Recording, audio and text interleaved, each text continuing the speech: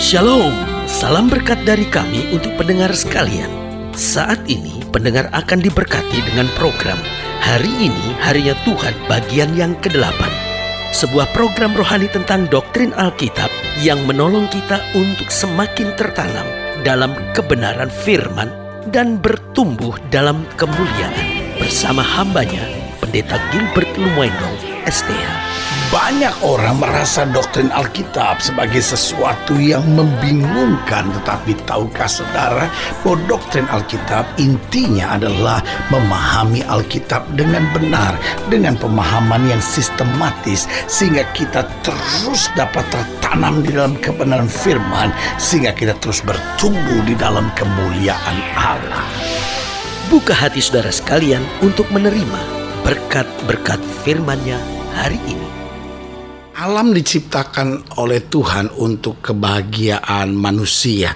Sehingga kalau kita perhatikan pada saat dunia diciptakan, Allah menciptakan segala sesuatunya sampai pada hari yang kelima. Baru di akhir penciptaan Allah menciptakan manusia sebagai mahkota dari segala ciptaan yang diciptakan oleh Allah. Baru setelah itu Allah memberkati dan menguduskannya.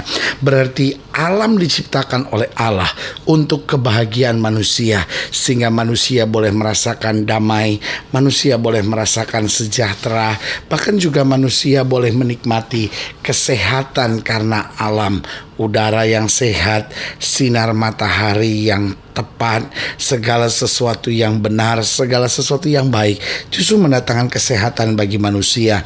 Tetapi apa yang terjadi? Sebetulnya alam telah diciptakan untuk kebahagiaan manusia, tetapi manusia kemudian menjadi begitu bodoh. Manusia kemudian menghancurkan alam itu, sehingga alam yang seharusnya bersahabat dengan manusia, alam yang seharusnya menjadi alat untuk kebahagiaan manusia, kemudian justru yang terjadi sebaliknya. Alam menjadi rusak, alam kemudian menimbulkan polusi, dan kemudian alam menjadi musuh bagi manusia, karena memang manusia telah memusuhi alam dengan segala ekosistemnya. Saudaraku yang kekasih dalam Tuhan, apapun yang Tuhan ciptakan selalu yang terbaik. Tetapi ketika manusia tidak mampu bertanggung jawab atas segala ciptaan Tuhan, maka apa yang terjadi? Manusia kemudian menimbulkan jerat bagi dirinya sendiri. Kalau kita tahu bagaimana bersyukur akan segala ciptaan Tuhan, maka saudaraku yang kekasih dalam Tuhan, kita akan semakin menyadari bahwa Allah yang kita sembah adalah Allah yang begitu mengasihi dan mencintai kita. Haleluya. Selamat datang dalam program kita hari ini, Harinya Tuhan, sebuah program rohani yang kembali mengingatkan kepada kita betapa pentingnya kita menjadikan firman Tuhan sebagai dasar keseharian hidup kita. Karena selama kita jadikan firman Tuhan sebagai dasar keseharian hidup kita, langkah-langkah ke depan kita penuh dengan kepastian, kemenangan, berkat, mujizat, dan perkara-perkara yang besar. Haleluya. Dan dalam program ini kita sedang membahas tentang sangkakala Allah yang ditiupkan, yang dibunyikan ketika akhir zaman tiba. Nah, kita bersyukur Alkitab adalah buku yang lengkap. Bukan hanya bicara tentang awal dunia, bukan saja bicara tentang apa yang terjadi hari ini di dunia, tapi juga akan bicara tentang segala yang akan terjadi pada akhir dunia ini. Dan ini perlu untuk apa? Mengingatkan orang percaya, perlu untuk meyakinkan orang percaya bahwa Allah kita adalah Allah yang tahu segala sesuatu, sehingga ketika waktunya tiba, kita semuanya sudah dipersiapkan Tuhan untuk berjumpa dengan Dia di awan-awan kemuliaannya. Haleluya. Nah, saudaraku yang kasih dalam Tuhan, pembahasan tentang sangkakala pertama ini bisa kita pelajari dalam Wahyu pasal 8. Wahyu pasal 8 ayat yang ke-6 sampai ayat yang ke-7. Demikian firman Tuhan. Dan ketujuh malaikat yang memegang ketujuh sangkakala itu bersiap-siap untuk meniup sangkakala. Jadi ada 7 sangkakala yang akan dibunyikan di akhir zaman ini. Ayat yang ke-7. Lalu malaikat yang pertama meniup sangkakalanya, dan terjadilah hujan es dan api bercampur darah, dan semuanya itu dilemparkan ke bumi. Maka terbakarlah sepertiga dari bumi dan sepertiga dari pohon-pohon, dan hanguslah seluruh rumput rumputan hijau. Nah, saudaraku yang kasih dalam Tuhan, jadi kita lihat setelah meterai dibuka sampai pada meterai yang ketujuh, nah sehingga adanya ledakan yang terjadi, baik ledakan positif maupun ledakan negatif, baik kegerakan rohani menjadi luar biasa, tapi sekaligus persoalan-persoalan makin bertambah parah. Nah, kemudian dibunyikan sangkakala oleh Tuhan. Nah, Alkitab mulai menggambarkan apa yang terjadi ketika sangkakala dibunyikan. Yang pertama, mulai ketika sangkakala pertama berbunyi, maka akan adanya kehancuran dalam ekosistem alam. Sehingga apa yang terjadi? Manusia mulai menggantikan tumbuh-tumbuhan hijau dengan bahan-bahan kimia. Sehingga kita mulai lihat sekarang manusia mulai mengalami kegoncangan dalam dalam kesehatannya. Kenapa? Karena Alkitab sudah berkata bahwa manusia mulai membakar tumbuh-tumbuhan hijau. Manusia mulai menggantikan natural resources. Manusia mulai menggantikan sumber-sumber alam dengan sumber-sumber kimia, sehingga bahan-bahan makanan, misalnya minuman yang kita minum, sudah begitu banyak terkontaminasi dengan benda-benda kimiawi. Lalu kita bingung, kenapa ya kok banyak penyakit ada di muka bumi? Nah, Alkitab sudah menjelaskannya, karena ekosistem alam yang hancur, manusia yang serakah ini mulai coba menghalalkan segala cara. Manusia mulai dengan segala kepintarannya menemukan penemuan-penemuan yang katanya penemuan-penemuan baru, padahal sebetulnya justru mendatangkan persoalan-persoalan baru. Manusia mulai menghancurkan lingkungan hidup. Manusia mulai tidak bisa bersahabat lagi dengan alam, sehingga ekosistem alam yang tadinya begitu manis dikontrol oleh Tuhan, tetapi sekarang mulai dikontrol oleh manusia, menjadi begitu kacau dan akhirnya menyerang balik manusia. Sehingga Alkitab berkata akan begitu banyak darah yang bercucuran. Artinya akan ada banyak persoalan-persoalan yang sebetulnya nggak perlu terjadi kalau saja manusia mau bersahabat kembali dengan alam.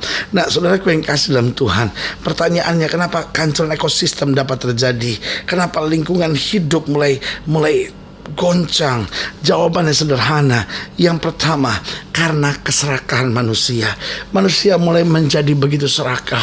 Manusia mulai gak bisa mencukupi diri dengan apa yang ada, sehingga apa yang terjadi? Hutan dijarah habis-habisan. Saudaraku yang kasih dalam Tuhan, hutan memang diciptakan Allah untuk manusia.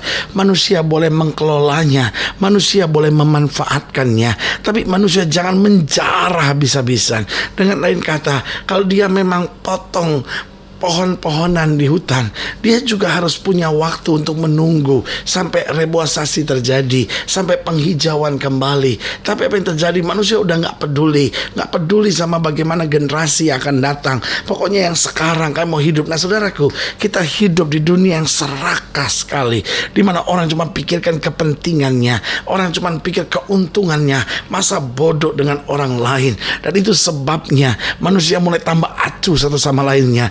Kenapa? Karena fokus pikirannya hanya dirinya sendiri. Banyak orang mulai merasa kesepian hidup di muka bumi. Banyak orang mulai merasa hidupnya tidak berharga.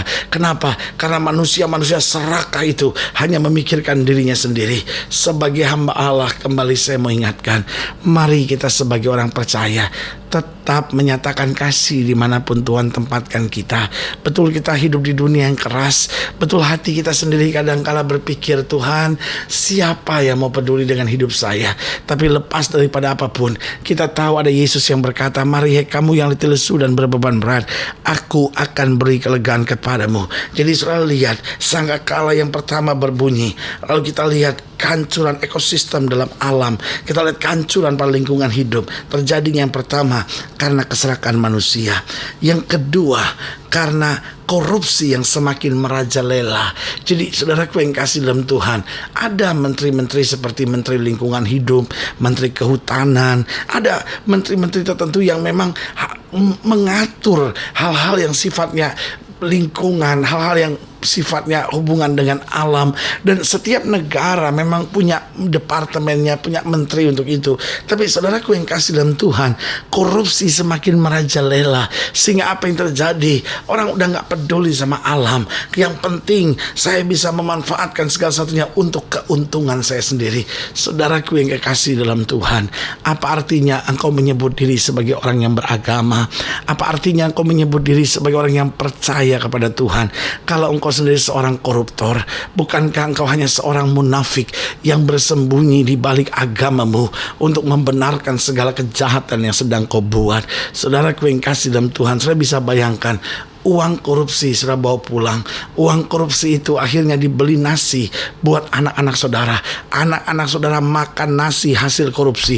Berarti di dalam darahnya roh korupsi itu sudah menguasainya. Sebagai hamba Allah, saya hanya mau ingatkan saudaraku yang kekasih dalam Tuhan, jangan hancurkan keluarga kita hanya dengan uang korupsi yang sudah bawa pulang. Lebih baik hanya dengan apa yang ada, disertai dengan ucapan syukur, karena itu didapat dari kebenaran atas anugerah Tuhan. Saudaraku yang kasih dalam Tuhan, uang itu, berkat itu akan jauh lebih bermanfaat. Sekali lagi saya ulangi, kenapa kehancuran ekosistem alam dan kehancuran lingkungan hidup dapat terjadi?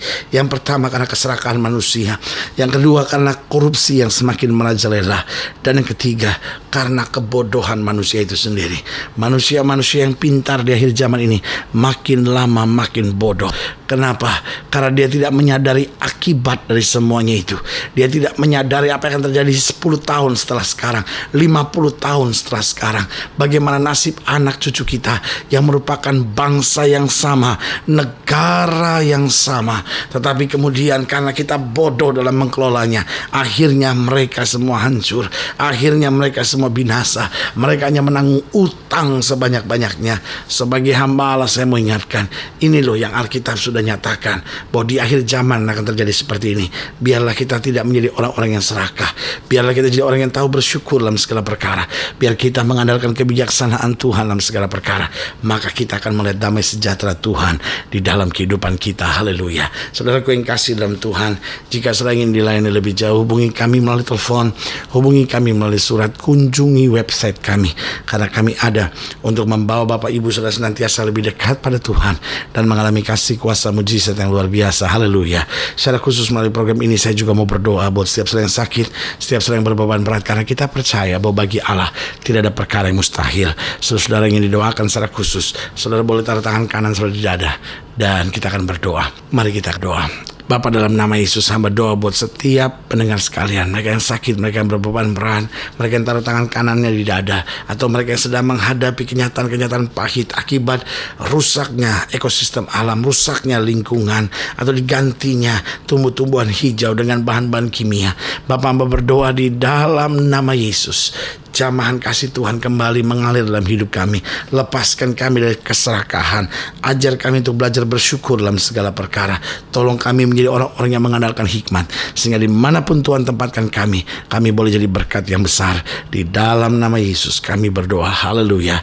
Amin. Saudaraku yang kasih dalam Tuhan, kita sudah berdoa. Ingat, Allah tidak pernah lalai menepati janjinya. Inilah saatnya buat kita untuk bangkit bersemangat, bersuka cita dalam menghadapi segala perkara, karena kita tahu Yesus tidak pernah gagal. Yesus mengasihi kita dan Dia punya rencana yang indah buat hidup kita. Doa saya menyertai saudara. Sampai berjumpa pada program berikut, dan jangan lupa jadikan hari ini harinya Tuhan. Haleluya.